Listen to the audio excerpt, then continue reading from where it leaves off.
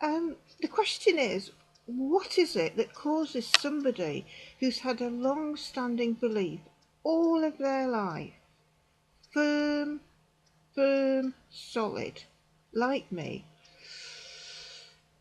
to begin to realise that it's not true, right? To come to the belief, the opposite belief, that it's not true. I was a Jewish believer in Jesus for 42 years, and I came to faith at the age of 18, 42 years. And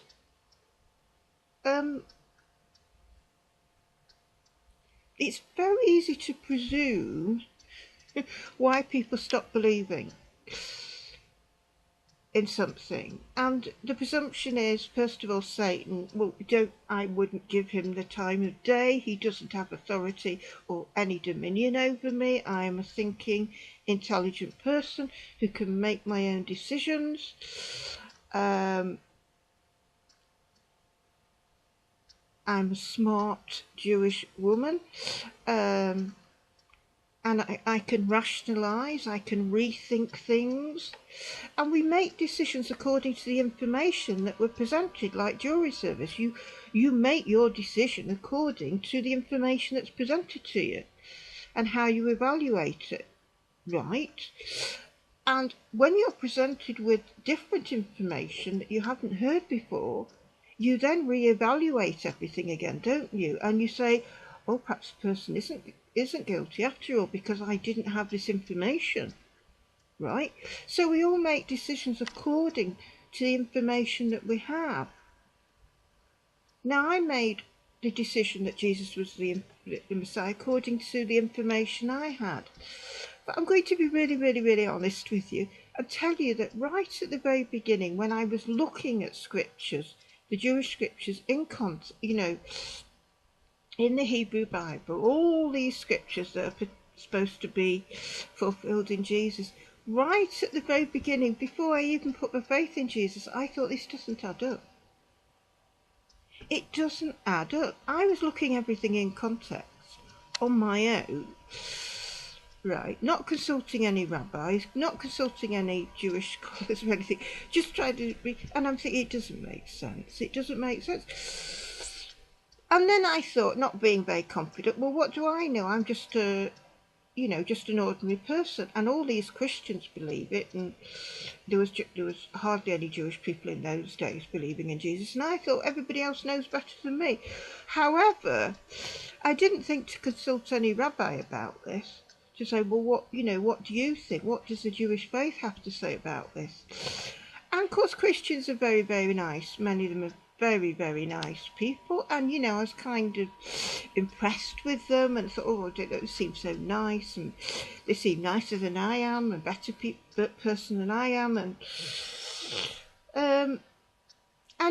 throughout my 42 years, I would often look at the different scriptures that are supposed to be all about Jesus in the Hebrew Bible, and I could see, I thought, it doesn't add up.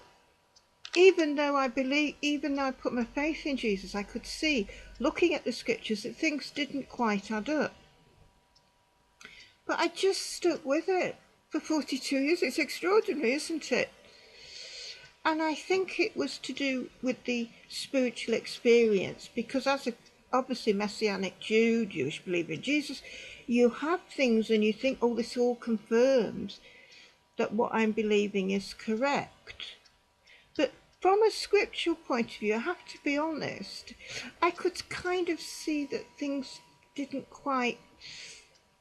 weren't quite making sense. After 20 years of being in the church and all that, and the Messianic groups and everything, I felt I didn't like any of it. And I decided to just maintain my faith in Jesus, but just keep it to myself. Just lead, stop going to church, stop going to Messianic groups. I was fed up of it. I didn't like any of it. But I still thought he's probably the Messiah. So I continued like this for 20 years. So For 20 years, I maintained my faith in Jesus. Oh, very, very strongly. I wrote and had things published, I believe, very, very strongly.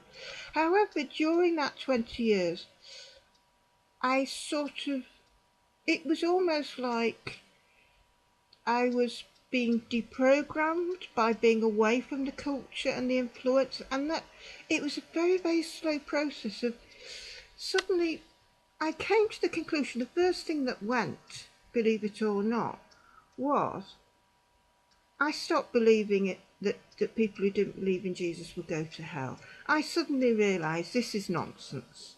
I don't believe this. I don't believe it. The Christian has a very odd view of looking at the world. They believe that God looks at the world and thinks, what a load of shit and crap and excrement you all are. There's no good in this world. You're all evil. You're all terrible. You don't do good. It's very, very black and white. And they're getting this view probably from some of the Psalms, because Psalms is poetry. And when you read the Daily Mail, you read the newspapers, you listen to the news, and you think the world's gone to rack and ruin. It's not the same. It's not what the world's getting worse. It's all to do with the internet. There's no good. Everybody's evil. Everybody's doing terrible things, and you go on and on and on and on and on.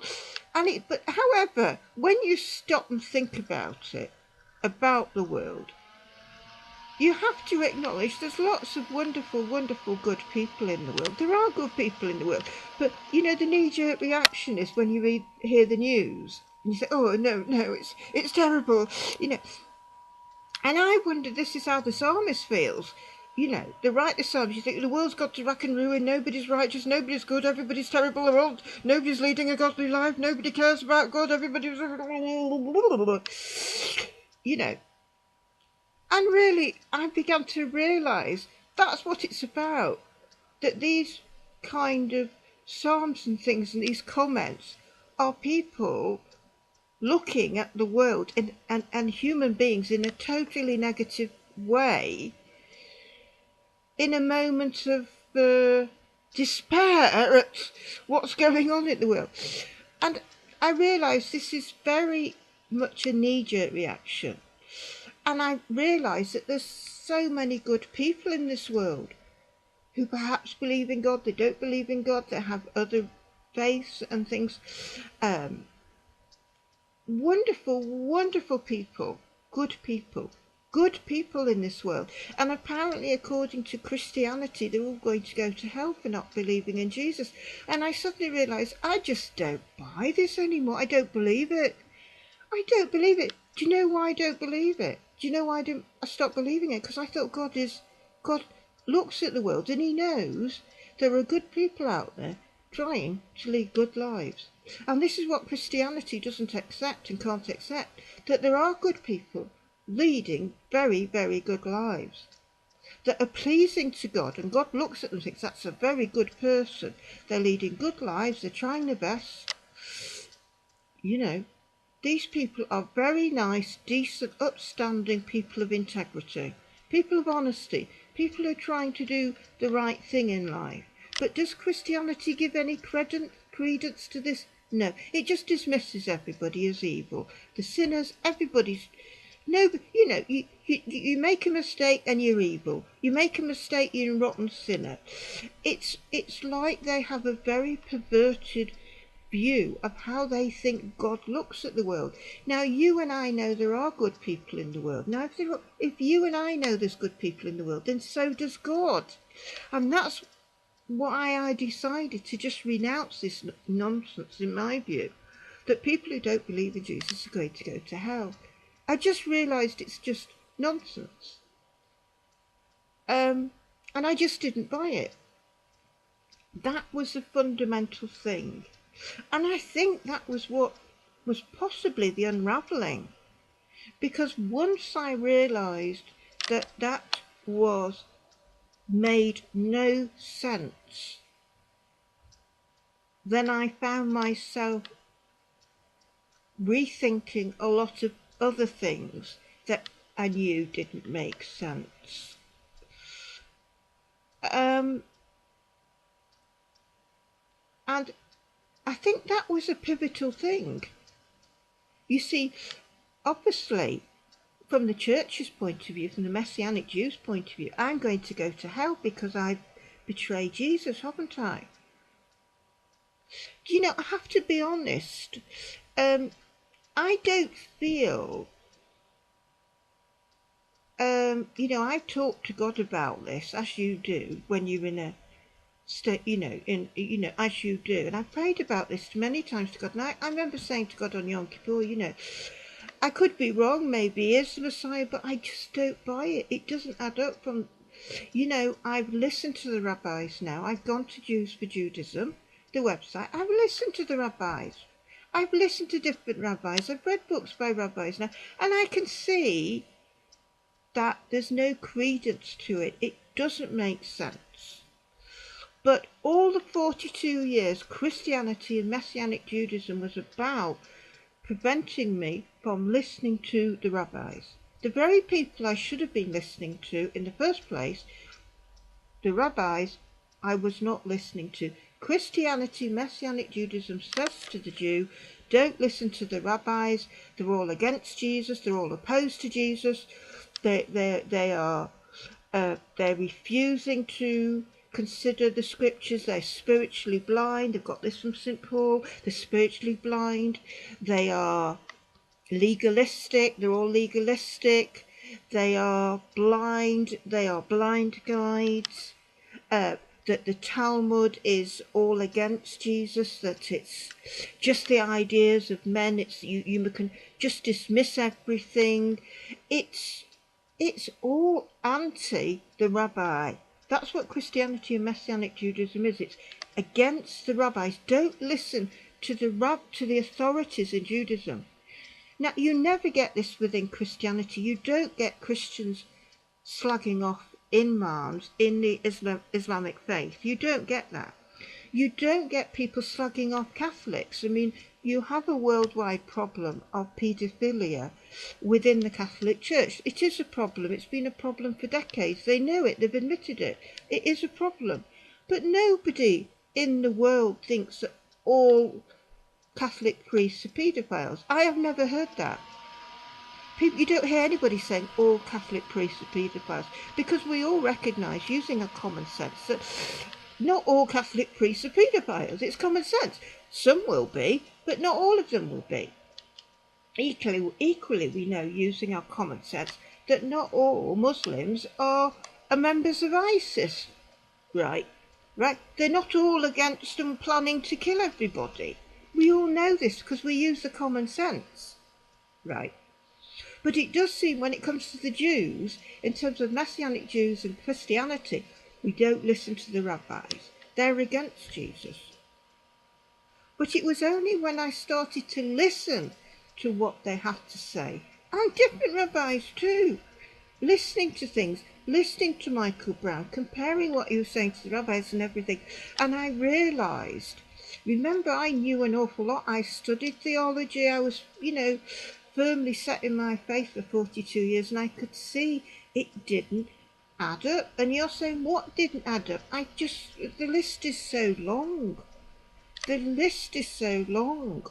And it's because I didn't, during the 42 years, I was encouraged to not consider anything that a rabbi has to say about the Messiah, the Jewish concept of the Messiah, about Jesus, about why he wasn't considered the Messiah.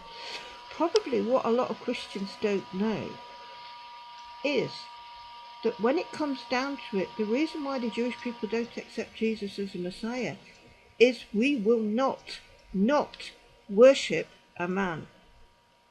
Because what Jews for Jesus do not tell you right at the beginning, no Messianic Jew is going to tell you, let's be honest, nobody told me, that you will be required to worship Jesus. This is not about believing that Jesus is a particular role,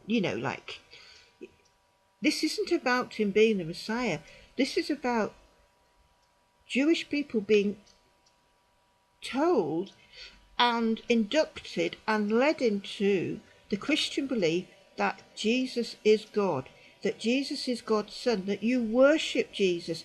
If you're worshipping Jesus, you're worshipping God, right? It's idolatry.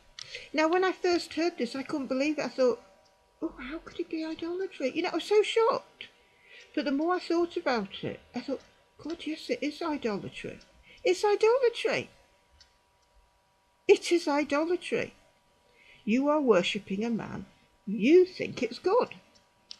Now, one of the things that Christians used to say, and I believed, was that Jesus is the reflection of God. In other words, God is like the sun. The sun is shining, and the sun shining is Jesus, right? So he's the reflection of God. That is a standard Christian thing, the Messianic thing. He is the reflection. Again, it's about stopping and thinking about this, and I suddenly realised, I don't worship sunlight.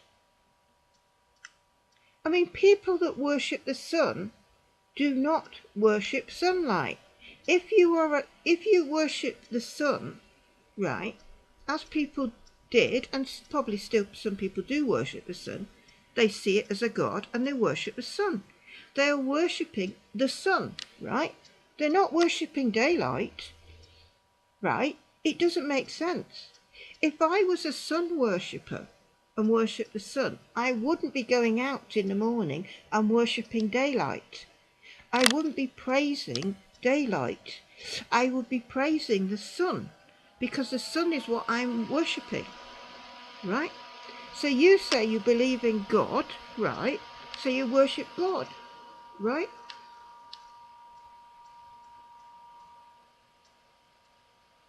But you're worshipping a human being who you believe is God, right? Sunlight. Can you see where I'm coming from with this? Does this make sense to you? It doesn't make sense. And my rejection of Jesus is based on the fact that I believe there's only one God. Hear, O Israel, the Lord our God, the Lord is one. The fact that God has stated he's one, he said it for a reason. Why has God specified that he's one? He could have said, I'm three, I'm two.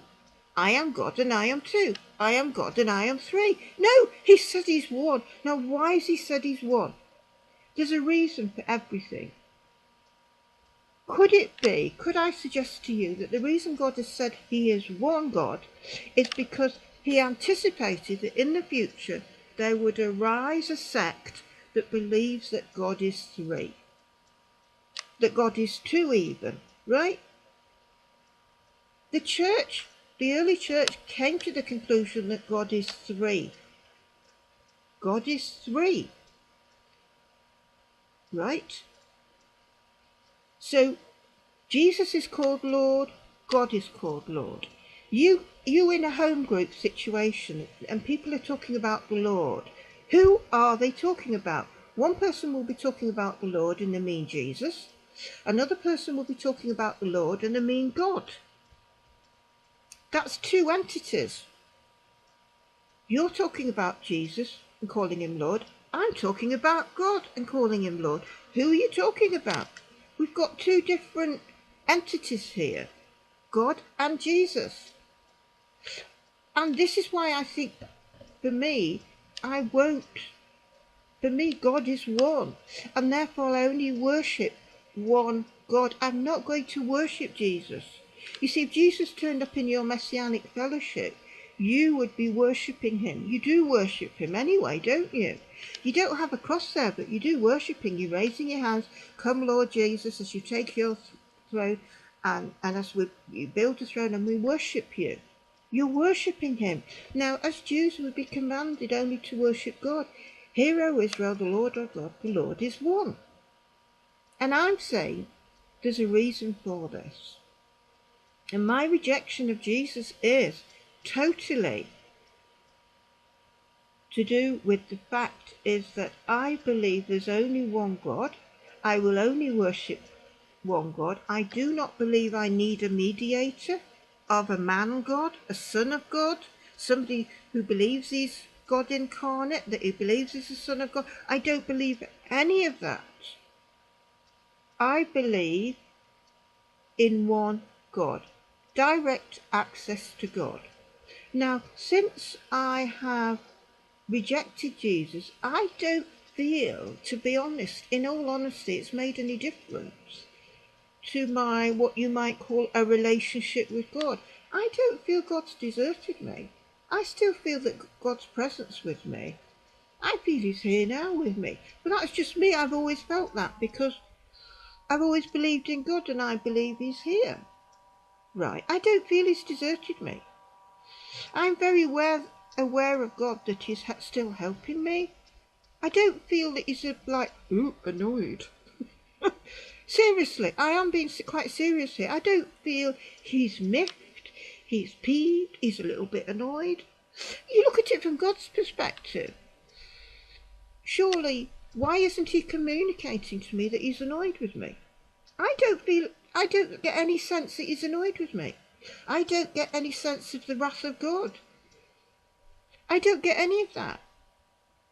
And I remember hearing another lady saying exactly the same thing. She was in the similar position to me, and she'd believed in Jesus since she was out of nappy. She was a non-Jewish lady, but she'd believed in Jesus since she was a baby and things. And she said the same. She said, I don't feel there's actually any difference. I still feel that God is helping me. I still feel he hears me. It's like it hasn't made any difference. Now, I can only speak from personal experience. I don't believe I'm going to hell. I don't know about this heaven and hell business. I don't know what to make of it, to be honest. If there is a heaven and I'm going to go on and on, then I presume I'll be there. But I really am not bothered, if I'm honest with you. If I die and there's nothing, that's it, But I don't have any fear that I'm going to go to hell.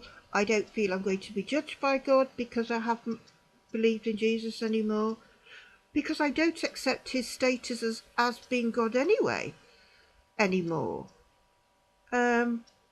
I don't accept him as the Messiah. I don't accept he has any divinity. As far as I'm concerned, the only person who is divine is God. And so it is extraordinary. If you said 2 years ago I'd be in this position, I wouldn't have believed you. It's extraordinary that somebody like me, of 42 years faith, sincere faith, long-standing faith, a person who argued the case for Jesus being the Messiah publicly and everything. I suffered a lot of hell through what I believed, I was sexually assaulted by a vicar who used to be a missionary to the Jews. And still I held on to my faith in Jesus. I was determined to hold on to this faith in Jesus. So interestingly, it wasn't an incident like that caused me to, what you might call, doubt Jesus. What caused me to change was literally listening to the Jewish point of view, just listening to the rabbis, what they have to say, listening to the argument, the other side of the coin, for want of a better expression, you see. And it's only when I listened to the other side, I suddenly realised this is so embarrassing. And I do feel very embarrassed and ashamed. And that I continued believing these things, even though at the time some of it didn't make sense. And it is extraordinary.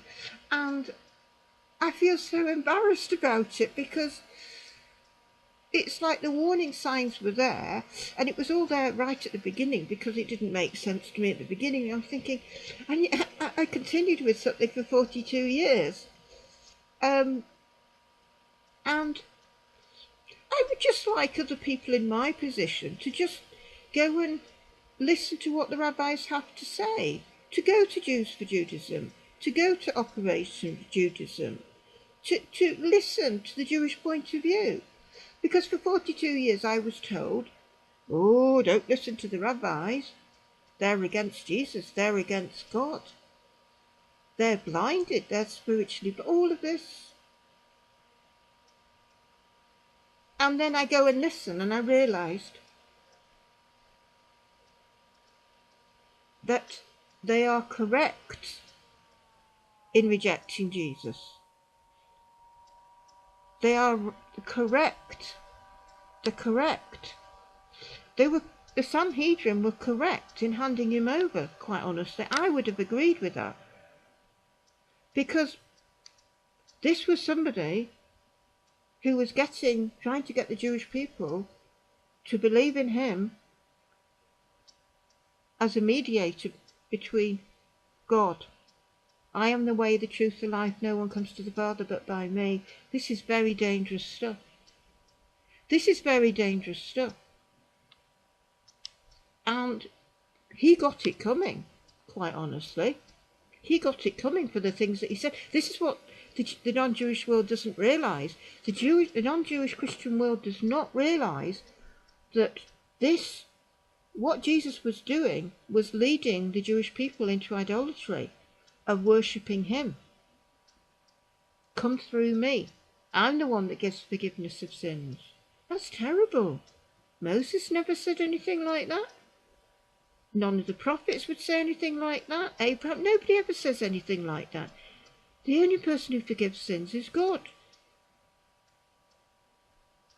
And this is why Jesus was rejected.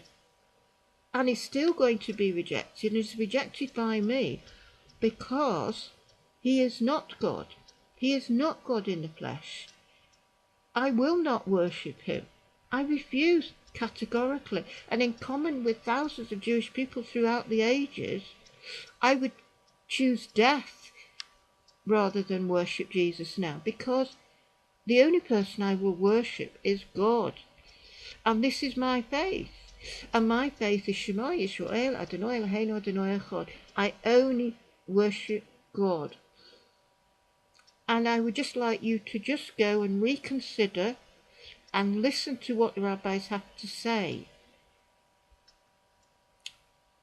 And if you decide at the end of the day you still want to believe in Jesus, that is your right. You can do that. But I do think it is imperative that every Jew, before they make a commitment to believe in Jesus, listen to their own religious leaders about what they have to say.